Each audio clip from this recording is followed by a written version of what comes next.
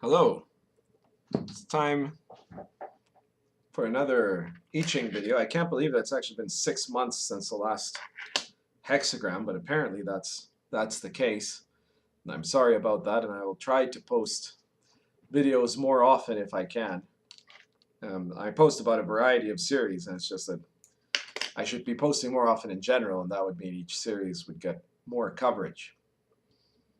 So today we're working on hexagram number 12, which is stuckness.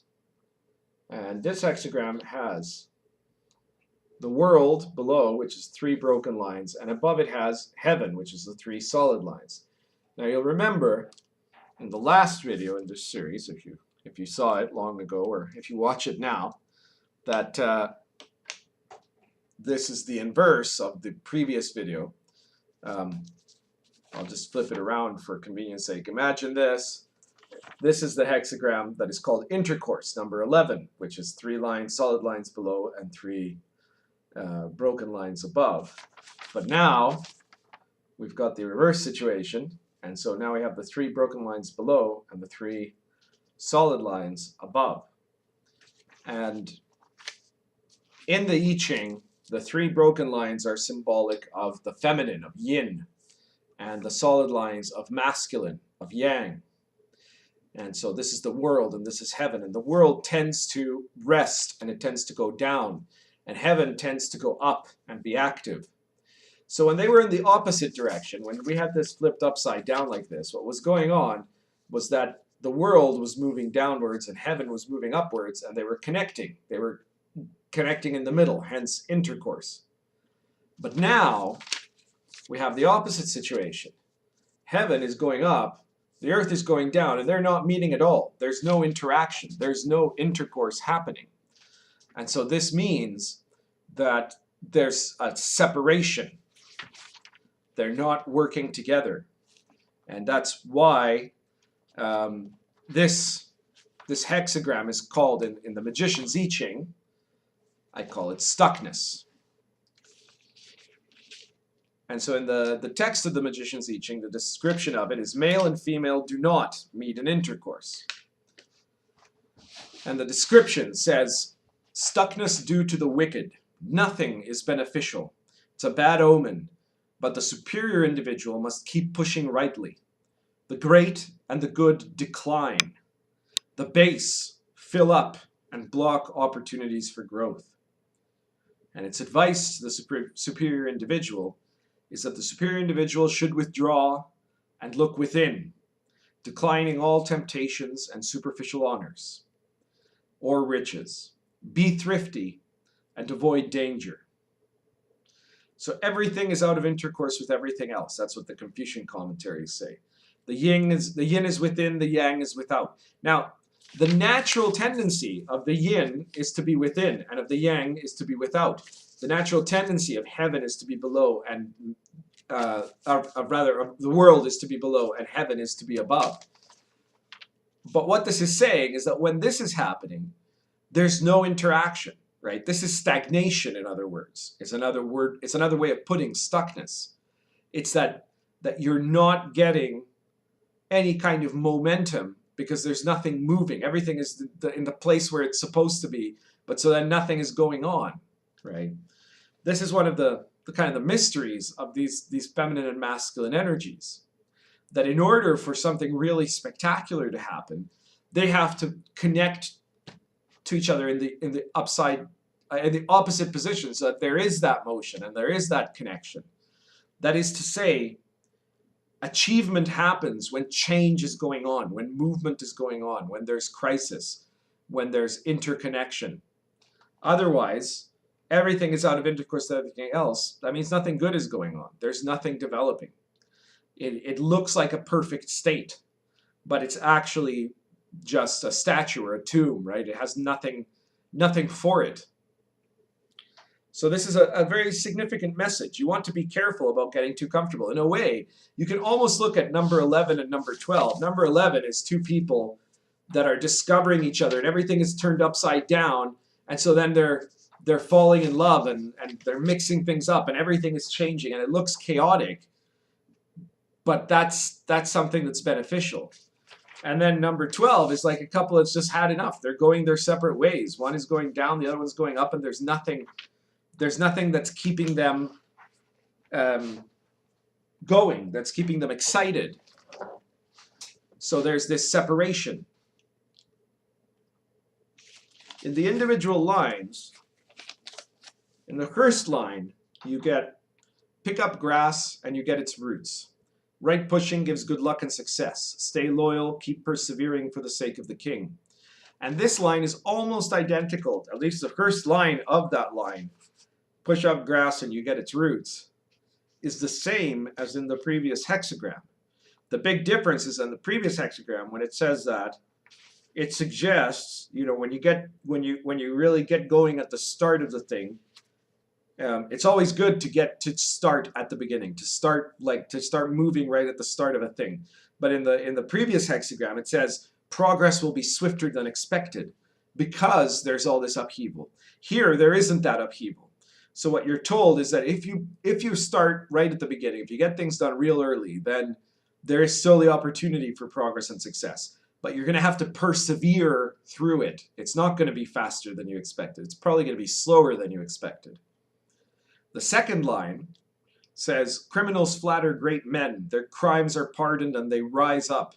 The superior individual seeks no favors, flattery, or pardon for doing his will, nor does he deviate due to the decadence that surrounds him. So in this second line, you're right in the middle of the decadence. And it's a situation where it's talking about the base rise up, right? The inferior person is prospering in that moment. And the person who's doing the right thing is not looking to try to prosper.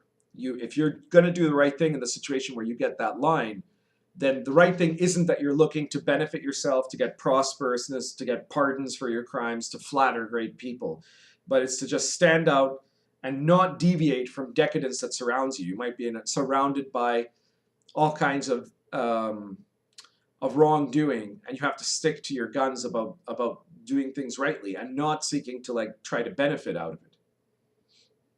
The third line says the pardoned criminal continues his corruption. He hides his blame, but causes great shame in the end.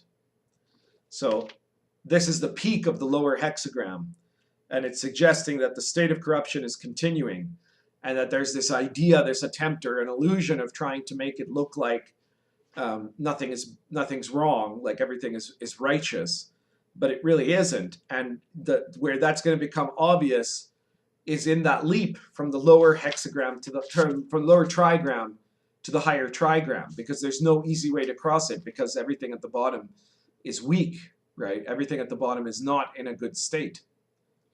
So it means you're really stuck there in line 3. You can't get up to line 4. And you're going to have great shame in the end because you're acting like everything's all right, but it isn't. Line 4 is the start of the upper trigram, the trigram of heaven. And it says, he brings in reforms in accordance with the law and cannot go wrong. His companions are honored and blessed. So this is a very positive line because it marks the start of, at least you're now out of the mess that is the lower trigram, and you're in the upper trigram, which is moving up. So it's heading towards positive developments. And to get there, what you have to do is really get things sorted out, right? You have to fix all of this mess that's in the lower trigram. And once you do that, if you get to line 4, then it's saying that things are going to start working again because they're in accordance with the law. And the law is represented by the trigram of heaven. Line 5 says, which is the central line of this hexagram, it says, even in stuckness, the superior individual can find fortune. He must remind himself to constantly avoid corruption. So it suggests that this is the ideal place in this line, and it's in a good position. It's in the right position for what it is. But even there, it's talking about how because there is this stagnation, you're going to be able to find fortune, but you have to be constantly on your watch not to fall backwards into corruption. Line 6 says, the time for reform has come. At first, some stuckness persists, but the corrupt is gradually removed. Then great joy follows. So the sixth line is always the end of the story of that hexagram. And a situation like this, where everything is stuck, where nothing is moving right, where the bottom is all rotted out, it can't persist. And so in the sixth line, it says, finally, you're in a position where you can fix things in a bigger way. In line 4, you like begin reforms. But in line 6 is where you can do a major change and switch everything over. And so this is not easy. Even there in line 6, it says at first some stuckness persists, but the corrupt can be gradually removed. And once you do that, you're out of this hexagram, which is not a very auspicious hexagram, and have been able to move on and to something that will no doubt be more joyful than what it was. Okay? And this is not a passive line, line 6. It requires that you be active in engaging these reforms if you want to get out of it. Because line 6, the weakness of most of the situations in line 6 is that things have already gone too long, right? And that there's passivity. But in this case, you're told basically not to be passive, to engage in that reform and to gradually remove what is corrupt. So that's a description of this hexagram. I hope it's given you some insights on it. If you want more insights on it, members of the Yi-Fa Society always have access to a second video and then to a descriptive file with much more information relating to the curriculum of the Yi-Fa Society about this hexagram and each of the others. So please consider joining the Yi-Fa Society if you find this interesting. Get in touch and ask for an application. You can check out my links below, and by the time this video is published, it might already be out there. It might not yet, but if it isn't, then consider this an announcement that I'm about to have a newsletter that will be coming out. And this newsletter, if you subscribe to it, check to see if it's in this link, and if not, check in the next video. The link might be there by then. This newsletter will provide people who join up with a monthly summary of all of my teachings and links and things of interest. And besides that, for the people that do sign up, they will be able to have, as a gift for this, a PDF version of, well, kind of my newest book, of a new book that was not publicly available before and now will be, which is The Path and the Power, which is, if you looked at the Magician's I Ching, which is my version of the I Ching, The Path and the Power is my version with extensive commentaries of the Tao Te Ching, which is the other great foundational text, you could say, of Chinese mysticism. And you'll find this book very worthwhile, and it'll be absolutely free on PDF if you sign up to the newsletter. So if you don't see it in the description below, look in the next video when I next come out with one, and hopefully it'll be there by then. Thank you very much. Be sure to subscribe if you haven't, and feel free to share this video anywhere that you want to share it. Thank you.